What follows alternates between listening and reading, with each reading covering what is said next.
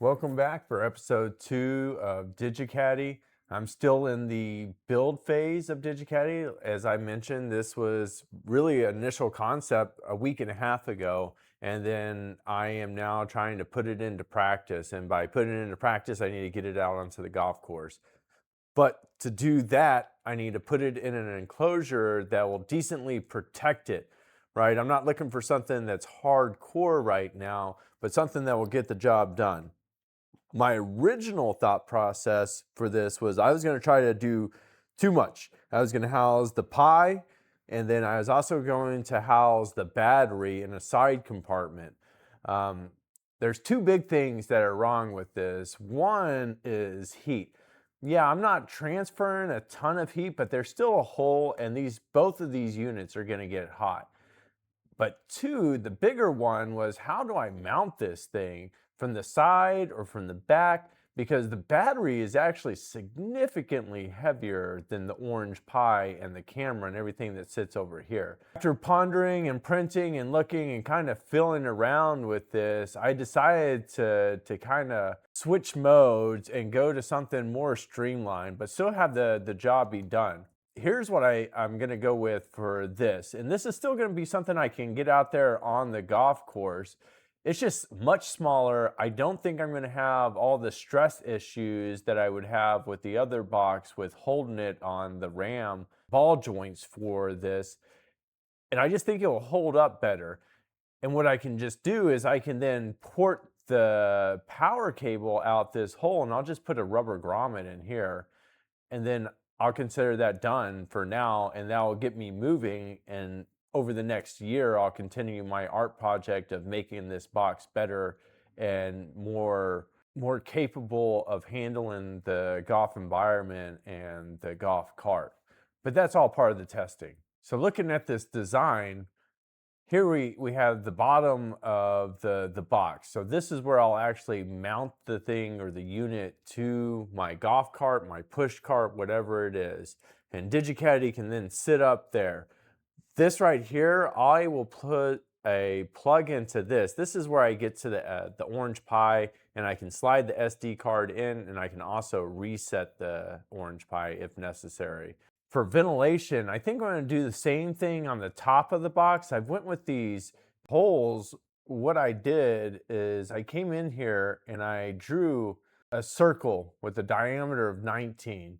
And then I came and I placed a hexagon right in the middle. And after placing this hexagon, I came over, I used this create, and I could do a rectangular pattern. And from the rectangular pattern, I could then spread this hexagon design out over that circle and then basically just extrude it all the way through the box through the back panel.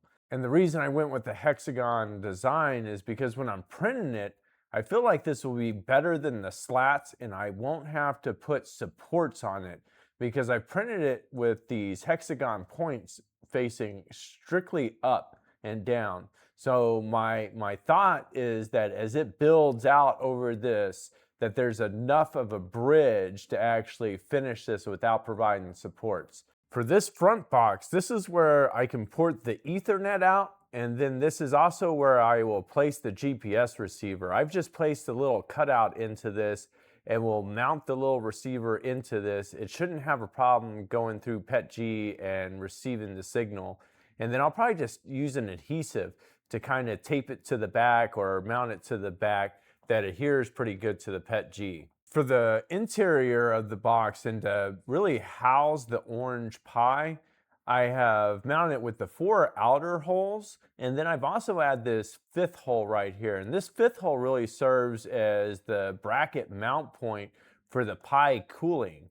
Then for the camera, I've went away from having 4 mount points, and I've just went to 2. One of the issues with the 4 is when the board sits here, I actually have issues because it is going to have the USB and the Ethernet ports that come out here. So I run into a possible blocker. Also, by going down to 2, I have a pretty big compartment to store my cables in for right now. Again, I'm not cutting cables for any of this equipment yet because this layout may change. But it's enough to put everything inside and mount it up. for the time being. Speaking of mounting it up and closing the lids, for the top of the box and for the mount points between the lids, I've went with this little cutout. It's a 4 millimeter square block around my then bored out center hole, which is going to hold my M3 heat inserts, and then I will screw from the top of the lid down through this. And for the top of the lid, I've also done the same thing to kind of help reduce the vibration.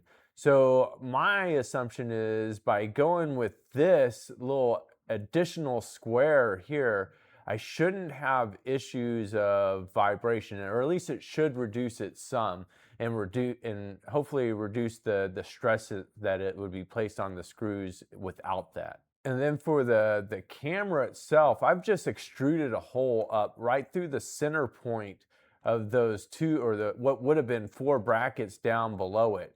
If I reduce this opacity down to 10, you can see the mount point. It's centered between those mounting points. And my thought for this is that when I put the camera in there with the standoff distance, that the camera lens will actually sit flush with the top of this box. And I want that because if I had it protrude just a little bit through this hole, I'm afraid that if I hit the box on something or did something, it would basically just crack the lens of the camera or crack the board itself. And I'm trying to avoid that for right now. And I'll put a rubber grommet around this, and then I'll cut a little X pattern through it, and I will poke the hole or the lens through that hole. And then hopefully that'll provide a little bit of protection as well to the elements.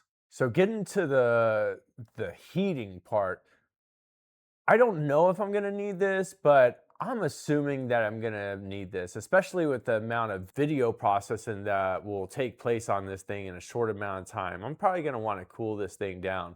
So I built this little standoff unit, and basically I'm gonna house the fan on top of this, and it'll blow air down onto the orange pie.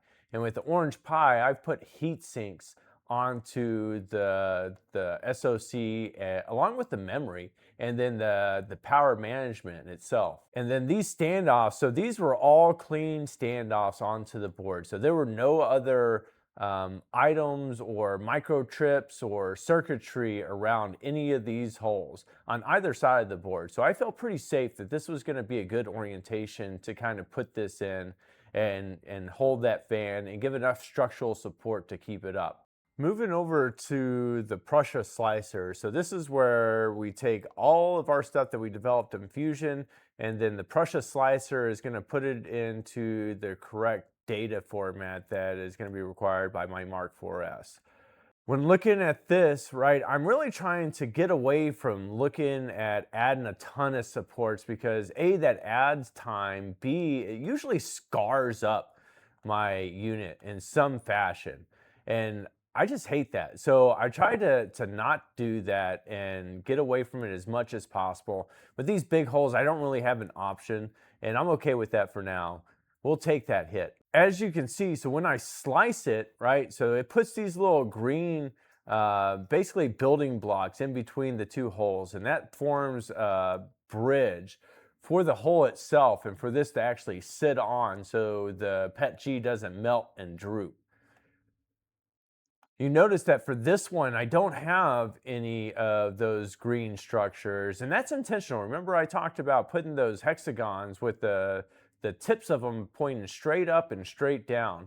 And then when I went into the actual slicer, I just put some support blockers over those so it wouldn't add it. Because if it added it, then I'd have to go and dig those out of all the holes, and that would take a lot of time, and I'd probably break a lot of these honeycombs. Overall though, I think with the print time that it's estimating, right, we have about 4 hours and 3 minutes of print time, which isn't too bad for this. I mean, I'd like it to be less, but to be honest, I need it to be structurally sound as well.